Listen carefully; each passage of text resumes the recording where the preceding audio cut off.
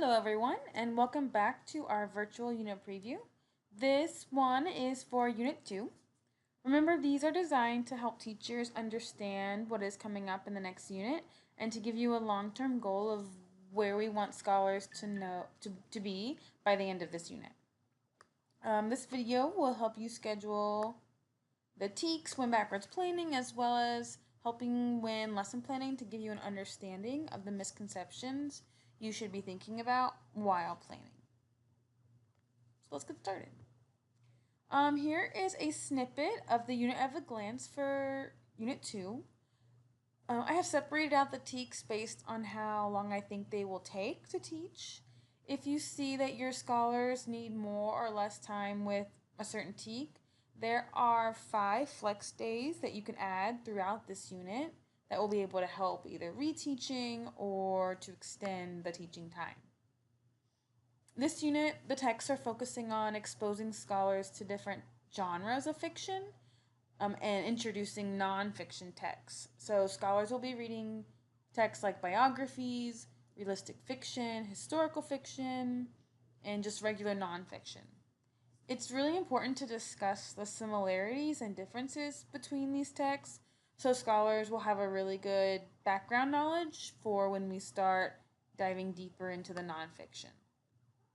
Also, remember to spiral in those past TEKS that we taught to continually show scholars what readers do every time they read, but also make sure to make it authentic. Think about what you do and what you think about when you're reading.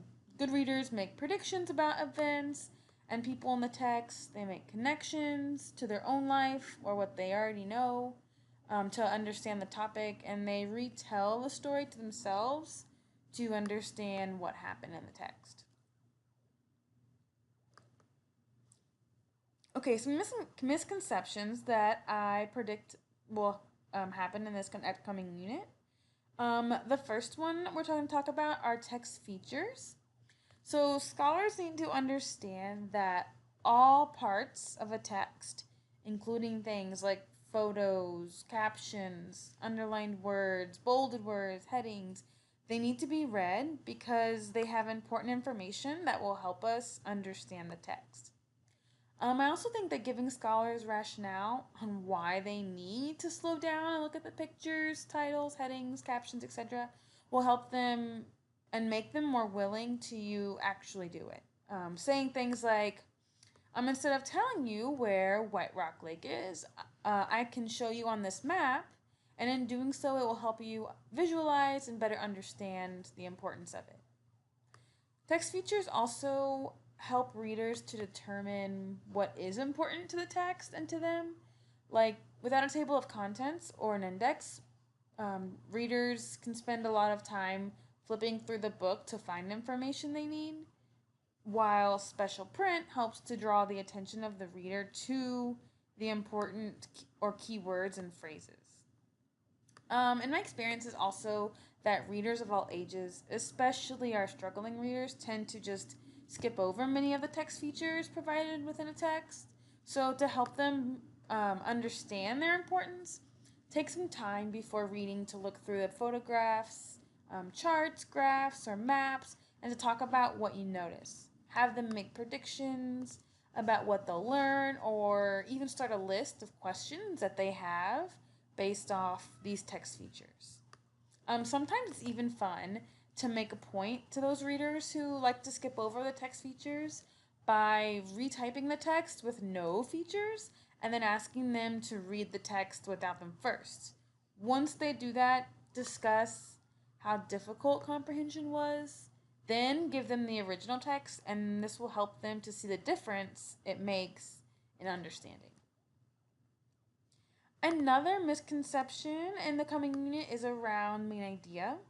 Scholars may want to just give every single bit of information, like a retell, when asked about a main idea, so really push scholars to share the only important facts in maybe 1 to 2 sentences.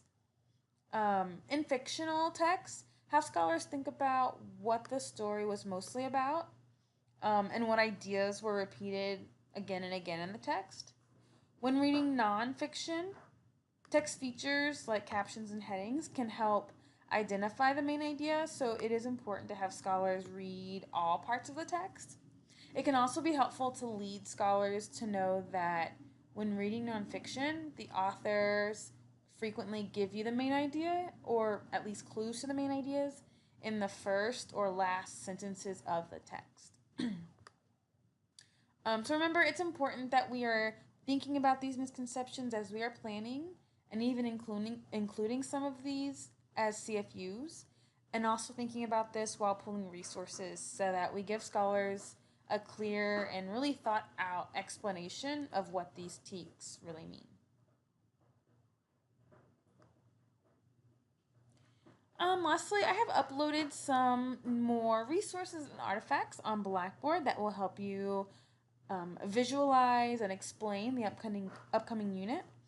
There are artifacts up showing what a low, medium, and high level scholar response looks like. This will help you assess the level of work of your scholars and and understand how to push them to reach our expectations that we're wanting of them.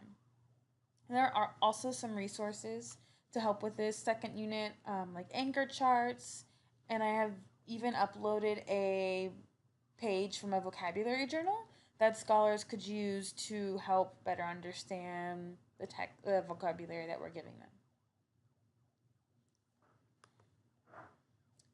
And that is the end of our second virtual unit preview for Unit 2.